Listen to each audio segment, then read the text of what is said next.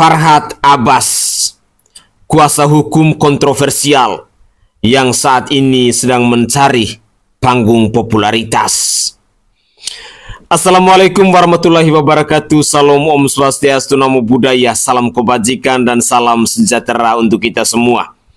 Pemirsa sekalian di mana saja berada, kali ini saya ingin mengupdate terkait dengan polemik antara kasus dari Pratiwi Novianti dan Agus Salim. Tetapi yang lucu di sini, yang menjadi prahara baru adalah Bang Farhad Abbas dan Bang Pablo Benua, di mana Bang Farhad Abbas memberikan surat somasi kepada Bang Pablo Benua. Dengan demikian, saya ingin mengajak pemirsa sekalian, mari kita terlebih dahulu mendengar tanggapan dari Bang Pablo Benua terkait dengan somasi yang dilayangkan oleh Bang Farhad Abbas ini. Inilah cuplikan video selengkapnya.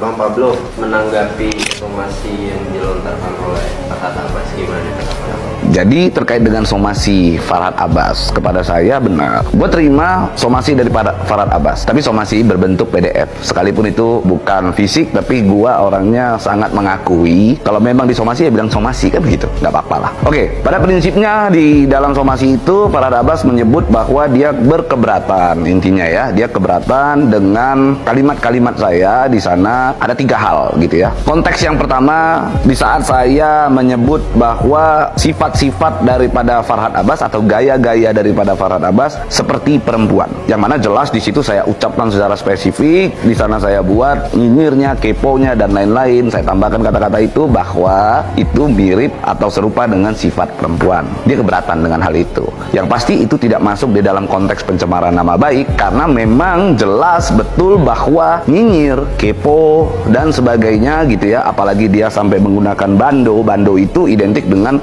perempuan, kan begitu ya.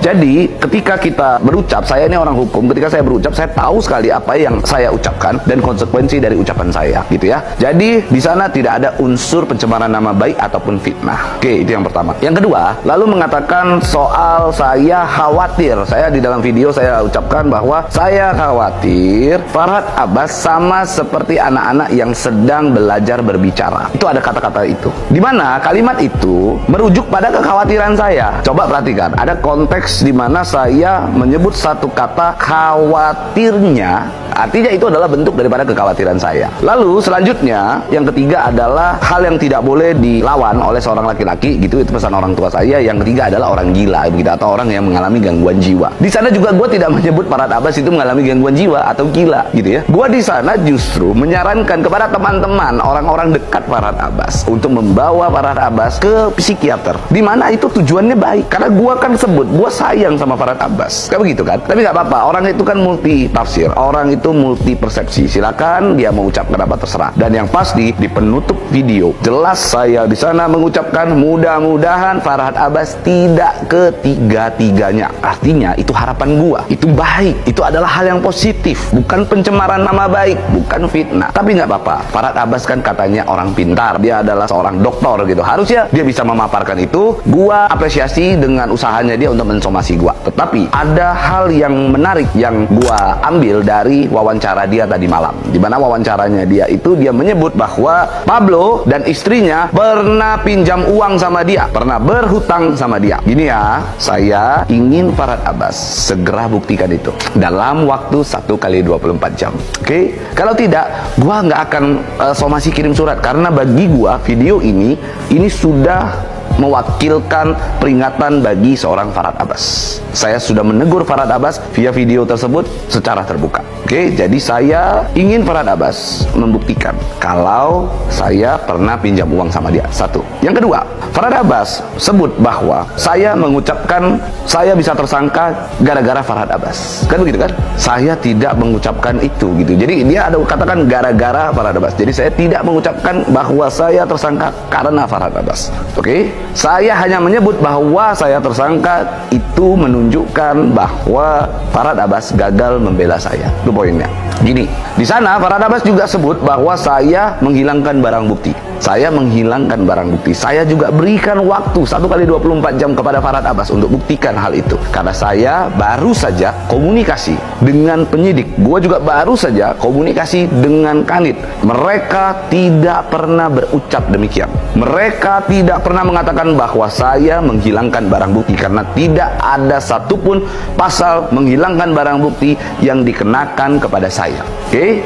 Jadi tidak pernah ada itu putusan sampai putusan pengadilan. Dan pada saat itu, kalau teman-teman flashback di dalam perkara saya, teman-teman flashback di perkara saya, di pertengahan jalan, pada saat saya statusnya tersangka, saya mencabut kuasa Farhad Abbas pada saat itu. Oke? Dan saya menggantinya dengan Insang dan Liko Kili-Kili. Dan di kejadian itu pula ada seorang William Jai. William Jai adalah asisten atau mungkin lawyer atau partner daripada Farhad Abbas. Itu datang ke Polda, datang ke Tahti, minta saya, memohon-mohon kepada saya di dalam rutan untuk saya menandatangani kembali surat kuasa, karena mereka tidak mau dicabut. Itu intinya. Intinya gini, Farhad, saya tidak punya masalah sama kau. Sejak awal saya berbicara di dalam perkara Novi adalah saya katakan kalau ada pihak-pihak atau lawyer-lawyer yang nyerang-nyerang Novi secara pribadi, maka saya siap membela. Oke? Saya siap membela, saya akan siapkan ribuan pengacara untuk Novi bila perlu. Oke? Tapi Farhad Abbas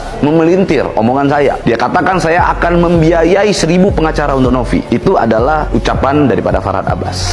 Jadi saya ingin sampaikan, saya tidak pernah sentil-sentil kau, saya tidak pernah sama sekali mengganggu urusan kau. Saya tidak pernah menyenggol urusan pribadi kau. Kau tidak punya masalah sama saya. Tapi kalau kau pancing, ingat, saya cukup sabar dan jangan buat saya untuk akhirnya mengeluarkan sifat asli saya. Itu kurang lebih Farhad Abbas ya. Pesan saya kepada kamu, Farhad Abbas, semoga kau sehat-sehat terus, Farhad Abbas. Semoga kau bisa menjalankan semua niatan baik kau dalam menangani perkara Novi dan Agus. Gua doakan yang terbaik. Tapi ingat, jangan pernah kau ganggu saya. Jangan pernah kau senggol-senggol urusan pribadi saya. Kalau perlu saya juga bisa datangin kau. Kalau perlu kita buat pertemuan. Kalau kamu jelas semuanya, kita buat pertemuan. Nggak apa-apa, kita bicarakan. Oke? Saya siap. Kalau kau hanya ngejar kata-kata maaf, kau asik ngomong di media bahwasanya, Pablo, kau wajib minta maaf, kau harus minta maaf. Kalau dengan kata maaf aku bisa membuat kau senang, bisa membuat kau bahagia, gitu ya, nggak apa-apa, saya minta maaf. Tapi kau juga harus klarifikasi omongan kau. Ada pertanggungjawaban di dalam ucapanmu. Oke? Ada pertanggungjawaban di dalam ucapanmu. Di mana ucapanmu kau sebut saya pernah pinjam uang sama kau, lalu kau sebut saya menghilangkan barang bukti. Dua hal ini perlu kau buktikan, Farhad Abbas, sebagai seseorang yang punya konsekuensi hukum. Saya kasih kau waktu 1 kali 24 jam. Tidak perlu 8 hari, tidak perlu panjang-panjang. Karena kalau kau bicara seyakin itu berarti bukti itu sudah ada di tanganmu. Jadi kau harus buktikan itu dalam waktu 1 kali 24 jam. Oke? Intinya adalah saya nggak perlu mengejar agar Farhad minta maaf sama gua. Nggak. Yang pasti saya sudah memaafkan Farhad Abbas. Tetapi sebagai bentuk pertanggungjawaban kau harus buktikan ucapan. Itu saja. Ya. Oke guys, itu adalah tanggapan dari Bang Pablo Benua ketika dirinya disomasi oleh Farhad Abbas.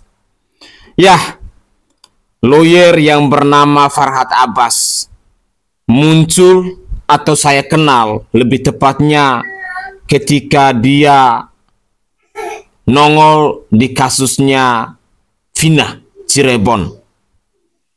Di sanalah baru saya kenal bahwa ada lawyer, ada kuasa hukum, ada pengacara yang bernama Farhad Abbas ini. Pada poin yang kedua, semakin kesini ketika saya mempelajari, mengikuti tentang siapa itu Farhad Abbas, rupa-rupanya Farhad Abbas ini adalah lawyer yang hanya mau cari panggung popularitas. Lawyer yang tidak mampu untuk mengedepankan nilai-nilai profesionalitas dalam menjalankan tugasnya. Lawyer yang mungkin menurut saya tidak punya kredibilitas.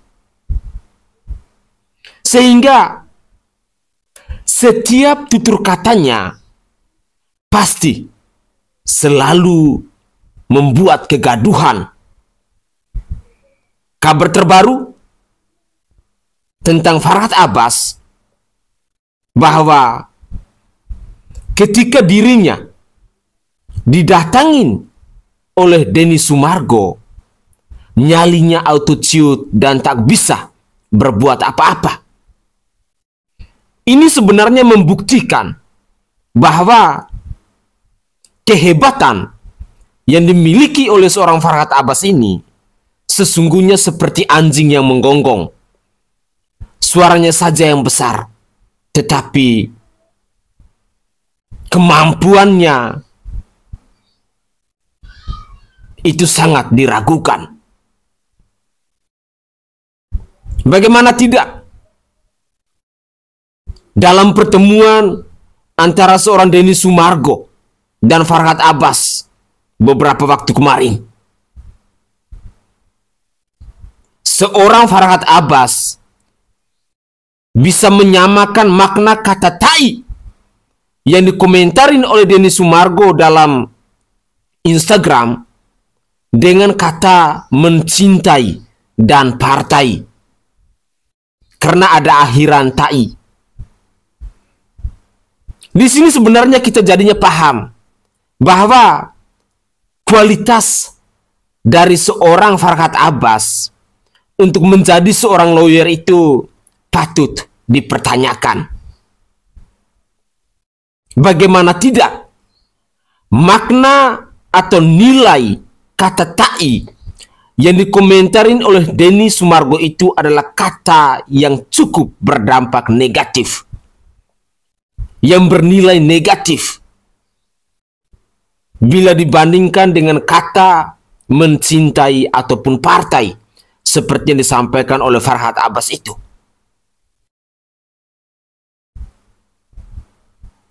Tapi disinilah semakin dia membuat pernyataan-pernyataan kontroversial, semakin kita masyarakat Indonesia mengenal bahwa ternyata kualitas yang dimiliki oleh seorang lawyer yang bernama Farhad Abbas ini ya tidak bisa untuk diandalkan ataupun diperhitungkan. Dalam kasus terbaru ketika dirinya mensomasi Bang Pablo Benua ini, saya sangat yakin dan percaya bahwa cepat atau lambat mungkin juga Bang Pablo Benua bisa mencari dirinya untuk membuktikan ucapan-ucapannya itu yang ditujukan kepada Bang Pablo Benua. Tetapi apapun yang dilakukan oleh Farhad Abbas, saya berharap bahwa kita masyarakat Indonesia, khususnya generasi penerus bangsa yang saat ini mungkin sedang belajar tentang hukum, belajar tentang dunia pengacara dan lain sebagainya, alangkah eloknya carilah poin-poin yang positif. Atau alangkah lebih baiknya jangan pernah menjadikan seorang Farhad Abbas sebagai panutan, sebagai contoh dalam dunia hukum ini. Karena banyak kasus, banyak hal-hal yang tidak bisa dipercaya. Sesama kuasa hukum saja banyak pro dan kontranya. Apalagi dengan kita yang orang awam. Apalagi dengan kita yang baru belajar dan lain sebagainya.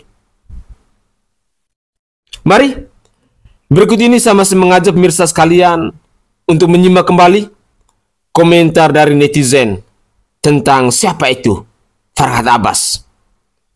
Inilah cuplikan video selengkapnya. Gue ngakak, akhirnya disamperin kan lu.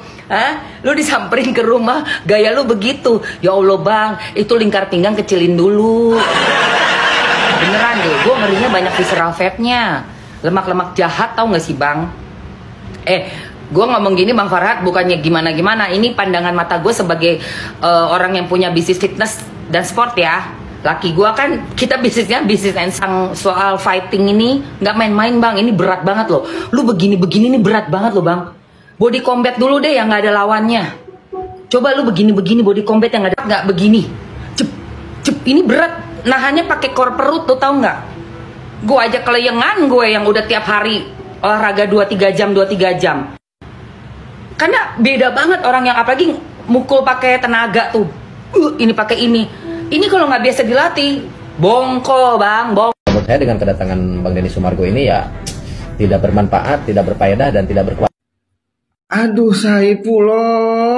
Saifullah, ikut-ikutan aja lu tuh ye. Lu nggak diajak Saifullah, lu nggak diajak. Lu lupa ya pesannya Mang Ahmad sama lu. Gak usah ikut-ikutan kalau nggak diajak. Lu nggak diajak cuy. Jadi nggak usah ikut campur, ikut nimbrung, ikut nyemplung. Nanti basah. Karena becek semuanya nih, ntar anyir. Udah nggak usah ikut-ikutan ya. Mendingan lu urusin bebeknya Ce Iis ya, kambingnya Ce Popon ya, sama kebonya Mang Udin. Udah lu urusin itu aja ya. Anak kecil itu nggak usah ikut campur urusan orang dewasa ya. Belum waktunya, belum akil balik. Udah ya.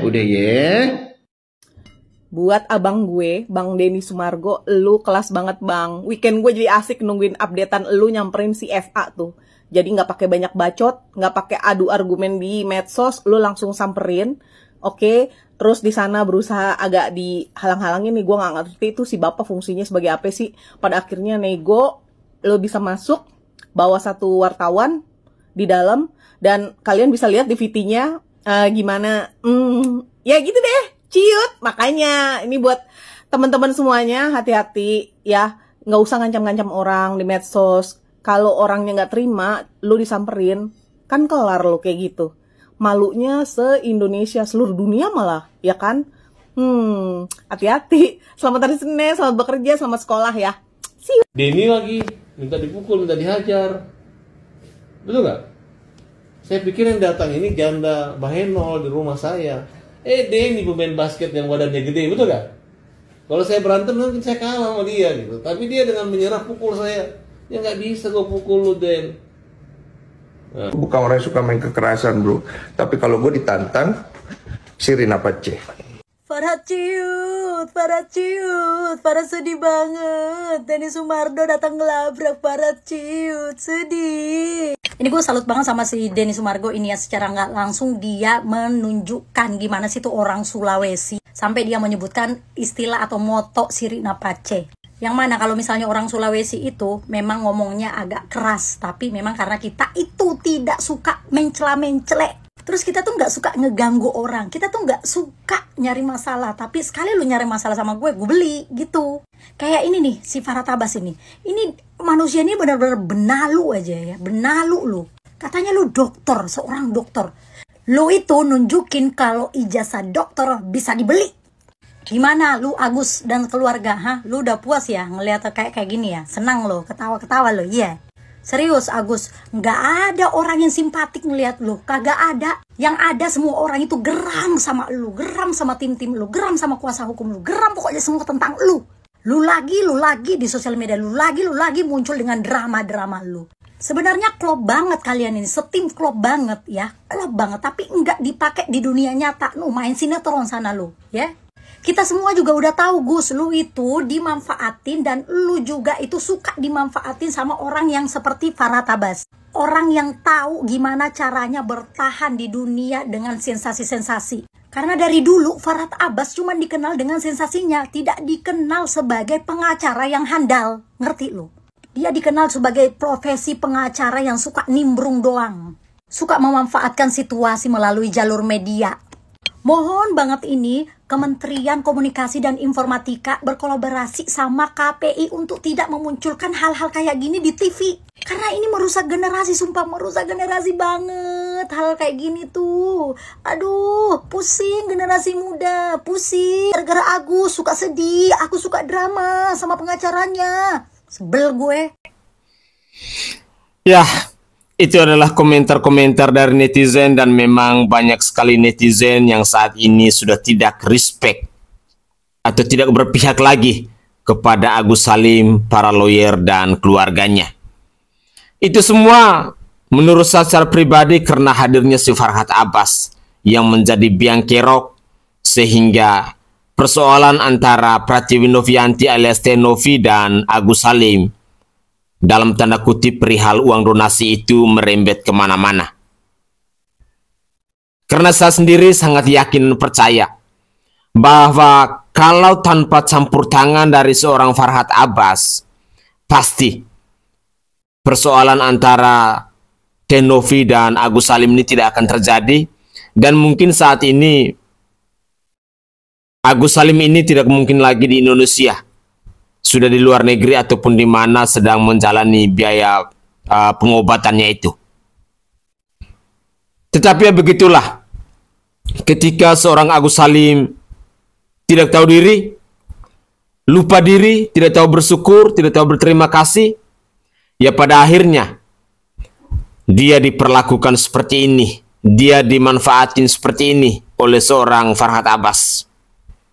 Tetapi apapun itu, saya berharap bahwa komentar-komentar dari netizen yang kita simak dalam cuplikan video ini sesungguhnya sudah membuktikan kepada kita semua bahwa seorang Farhad Abbas boleh kita katakan sebagai lawyer yang hanya mau numpang tenar, lawyer yang hanya mau cari panggung, lawyer yang hanya mau cari nama dan lain sebagainya.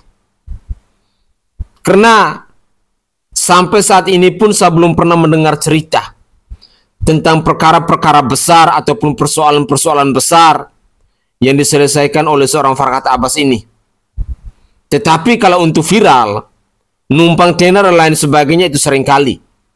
Mulai dari kasus kematian Vina dan Eki di Cirebon, sekarang muncul lagi di kasusnya Agus Salim. Tidak tahu besok lusa dia akan numpang atau nebeng di mana untuk memviralkan dirinya. Dan saya berharap bahwa manusia-manusia seperti Farhad Abbas ini, khusus kepada kita Gen Z, kepada kita generasi penerus bangsa, jangan pernah jadikan dia sebagai contoh atau panutan dalam dunia hukum, dalam dunia advokat, dalam dunia pengacara yang kalian geluti. Karena pada akhirnya kalian tidak akan dapat apa-apa.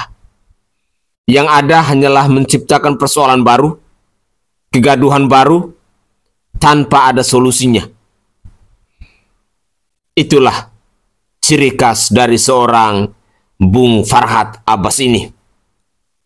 Sehingga ketika kita mendengar statement yang cukup keras dari Bang Pablo Benua tadi, bahwa ciri khas tentang kepo, tentang rumpi, tentang bando dan lain sebagainya adalah ciri khas seorang perempuan, saya jadinya ragu. Jangan sampai ada benarnya. Lalu dia menilai Bang Denny Sumargo bahwa seperti janda Bahenol. Yang janda Bahenol itu siapa kira-kira? Denny Sumargo atau dirinya sendiri? Atau dia lupa berdiri di depan cermin untuk melihat dirinya, badannya dia seperti apa, fisiknya dia seperti apa, dan lain sebagainya. Kok dengan enaknya dia mengatakan Denny Sumargo pikirnya seperti janda Bahenol. Padahal di depan Denny Sumargo satu kata pun tak terucap, nyalinya auto ciut, syukur tidak kencing di celana dan lain sebagainya.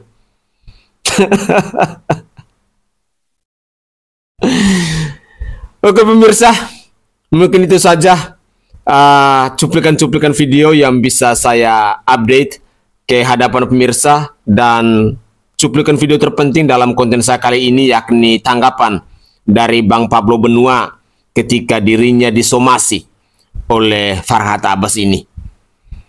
Begitulah kira-kira.